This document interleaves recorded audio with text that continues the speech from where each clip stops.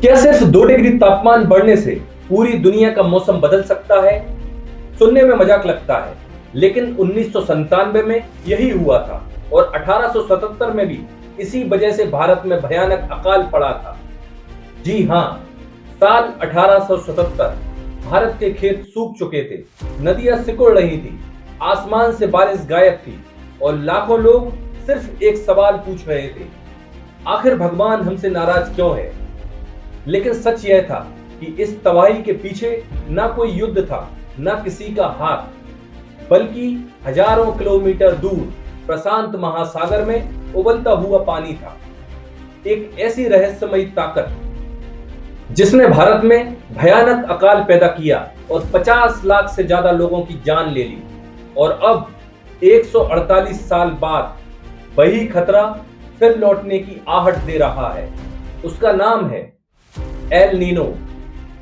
दोस्तों सोचिए, आप भोपाल, दिल्ली या मुंबई में बैठे हैं, लेकिन आपके यहां बारिश होगी या नहीं, इसका फैसला कई बार भारत नहीं बल्कि पृथ्वी के सबसे बड़े समुद्र प्रशांत महासागर में होता है। यह महासागर इतना विशाल है कि अकेले पृथ्वी की सतह का लगभग 1/3 हिस्सा घेरता है। वैज्ञानिकों ने इसके बीचों बीच एक काल्पनिक क्षेत्र बनाया है जिसे कहते हैं नीनो 3.4 रीजन। यहीं से दुनिया के मौसम का भविष्य पढ़ा जाता है। सामान्य दिनों में भूमध्य रेखा के पास तेज हवाएं चलती हैं। इन्हें कहते हैं ट्रेड विंड्स। ये हवाएं समुद्र के गर्म पानी को दक्षिण अमेरिका से धकेलकर ऑस्ट्रेलिया और एशिया की तरफ ले जाती हैं। जहां गर्म पानी होता है वहां बादल बनते हैं, बारिश होती है और जीवन फलता फूलता है। इसी वजह से भारत का मानसून मजबूत रहता है।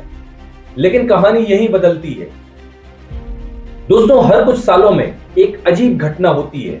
ट्रेड विंड्स कमजोर पड़ने लगती हैं और समुद्र का गर्म पानी वापस दक्षिण अमेरिका की तरफ खिसकने लगता है। अब यहां पहले ठंडा पानी था, वहां गर्म पानी आ जाता है और जहां बारिश होती थी वहां सूखा पड़ने लगता है। दोस्तों, यही है एल नीनो। स्पेनिश भाषा में इसका मतलब है छोटा बच्चा। लेकिन इसका असर किसी बच्चे जैसा नहीं बल्कि एक वैश्विक तूफान जैसा होता है। दोस्तों, 1876 में एक शक्तिशाली एल नीनो सक्रिय हुआ।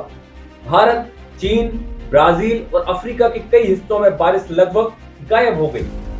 भारत में खेत बंजर हो गए, फसलें नष्ट हो गई, कुएं सूख गए और फिर शुरू हुआ इतिहास के सबसे भयानक अकालों में से एक अकाल। 1876 से 1878 के बीच लाखों लोग भूख और बीमारी से मर गए। कई इतिहासकार इसे ग्रेट कैमिन यानी महान अकाल कहते हैं। उस समय लोगों को नहीं पता था कि उनके गांव में पड़ा सूखा असल में हजारों किलोमीटर दूर समुद्र के तापमान से जुड़ा हुआ था।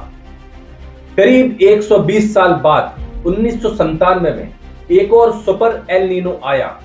इंडोनेशिया में जंगल जलने लगे, पेड़ों में बाढ़ आ गई, दुनिया भर में अरबों डॉलर का नुकसान हुआ और वैज्ञानिकों ने पहली बार महसूस किया कि यह सिर्फ मौसम नहीं बल्कि पूरी वैश्विक अर्थव्यवस्था को प्रभावित करने वाली शक्ति है। दोस्तों, अब समझते हैं सुपर एल नीनो क्या होता है। सामान्य एल नीनो में समुद्र का तापमान औसत से लगभग 0.5 डिग्री बढ़ता है, लेकिन जब यह बढ़ोतरी 2 डिग्री सेल्सियस या उससे ज्यादा हो जाए तो उसे कहा जाता है सुपर एल नीनो। यह सामान्य एल नीनो से कई गुना ज्यादा खतरनाक माना जाता है। तापमान रिकॉर्ड तोड़ सकता है, सूखा बढ़ सकता है और मौसम का पूरा पैटर्न बदल सकता है। 2026 में इसकी चिंता बढ़ रही है क्योंकि वैज्ञानिकों ने प्रशांत महासागर में फिर वही संकेत देखे हैं। समुद्र का तापमान बढ़ रहा है, हवाओं का पैटर्न बदल रहा है और कई मौसम विशेषज्ञ चेतावनी दे रहे हैं कि आने वाले महीनों में एल नीनो मजबूत हो सकता है। अगर यह सुपर एल नीनो में बदल गया तो भारत के कई हिस्सों में मानसून कमजोर पड़ सकता है। अगर बारिश कम हुई तो फसलें प्रभावित होंगी, फसलें प्रभावित हुई तो खाद्यान्न महंगे होंगे, सब्जियों से लेकर दालों तक कीमतें बढ़ सकती हैं। बिजली उत्पादन प्रभावित हो सकता है, जलाशयों का स्तर घट सकता है और गर्मी के रिकॉर्ड टूट सकते हैं। यानी यह सिर्फ मौसम की खबर नहीं, आपकी जेब, आपकी थाली और आपके घर की बिजली से जुड़ी कहानी है।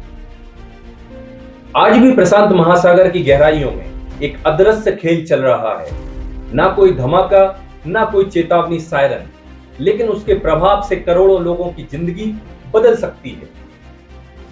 1877 का अकाल हमें याद दिलाता है कि कभी कभी सबसे बड़ी तबाही युद्ध नहीं, प्रकृति के एक छोटे से बदलाव से आती है। अब सवाल है, क्या 2026 सिर्फ एक सामान्य मौसम घटना साबित होगा या इतिहास फिर से खुद को दोहराने की तैयारी कर रहा है? दोस्तों, कमेंट करके हमें बताएं, आपको क्या लगता है कि इंसान मौसम को समझ चुका है या प्रकृति अभी भी हमसे कई कदम आगे है?